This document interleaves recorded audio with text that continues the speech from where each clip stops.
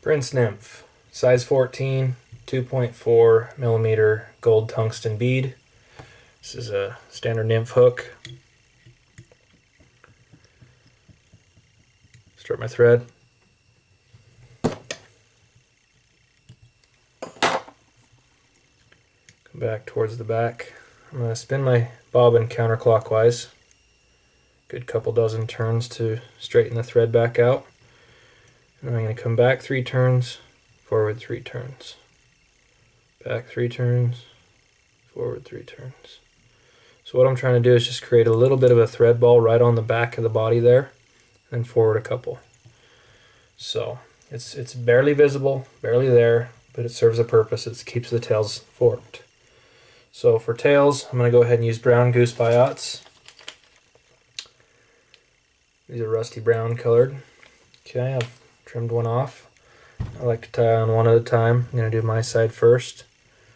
So I'm going to spin the thread counterclockwise. That helps the thread jump straight or back instead of forward and off the material. Check your length. And when you got it how you want it, move your thread forward and tighten it up right to the back of that little thread ball. You can see it kicks it out like that. Okay, so there's one. Trim that away. Ready for the second one. Use the natural curve of the feather, kick it out as well. Work with nature on this one. Okay, again I'm going to spin a little bit of thread counterclockwise on the bobbin there. Help my thread kick in the direction I want it to. Get the length that I want. Apologize if my fingers are in the way. I'll certainly move as soon as I got this in. Okay, there's my tails. I've caught them.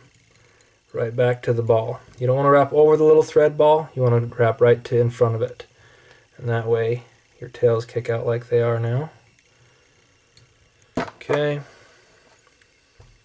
Turn this one off, length of the body again. And tie down. Nice touching turns.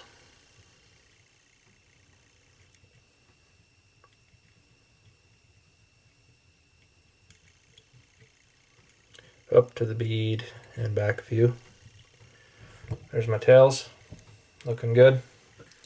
Okay, next thing to go in is going to be some tinsel.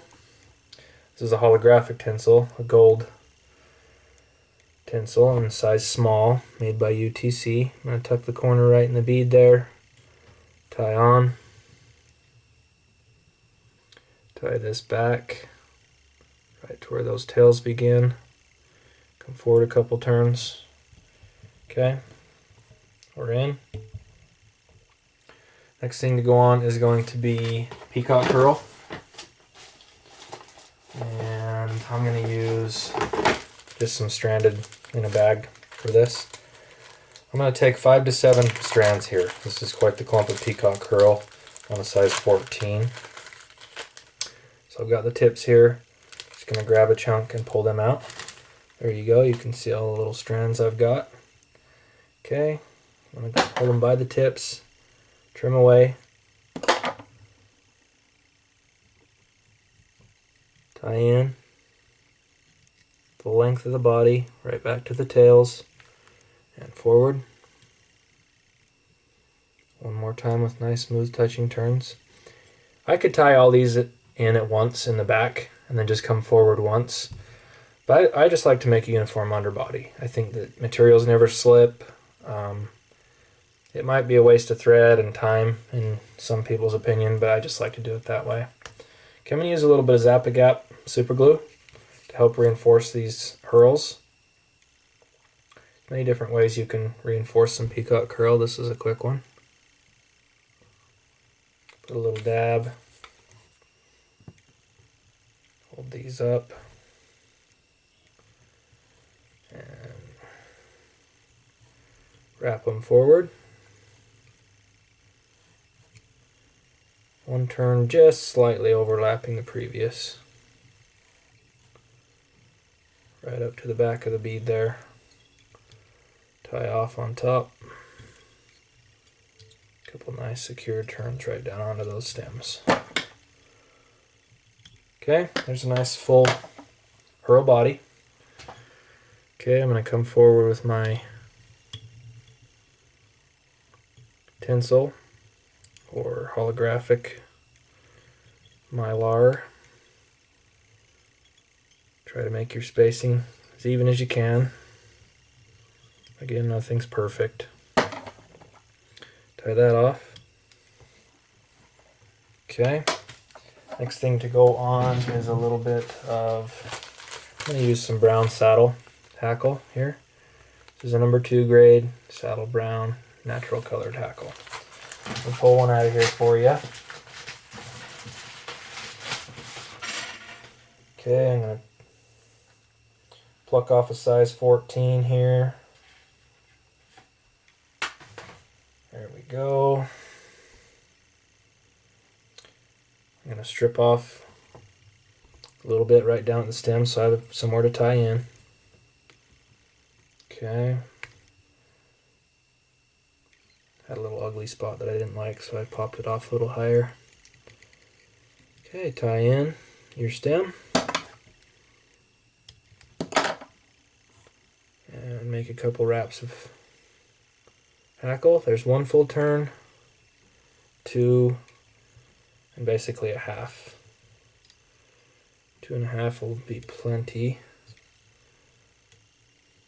Tie it off really good.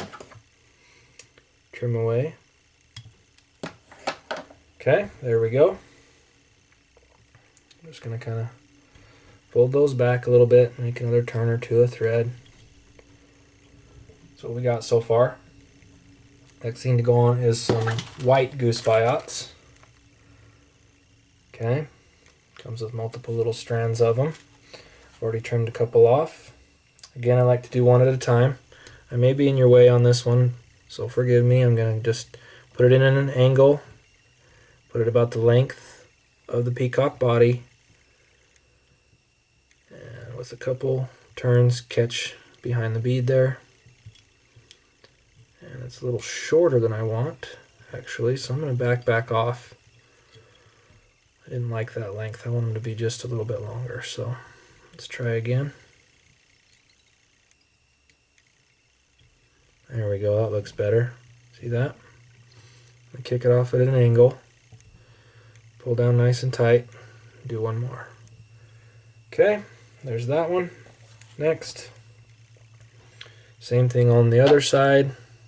Be a little bit better angle for the camera here, so my hands aren't in the way. Okay.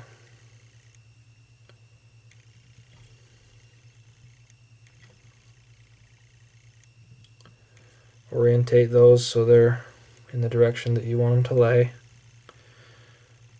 Okay. Next thing I'm going to do is fold them back. Just like that. Make a couple tucks right behind the bead there. Working that thread until it falls behind the bead. There we go. Now they're standing straight up. I'm going to go ahead and trim these off as short as possible. Little trick, and if you don't want to use scissors, you could use a razor blade here. Just saw at them right above the bead. Carefully. This razor blade's a little bit dull. Must have been hacking on it with something.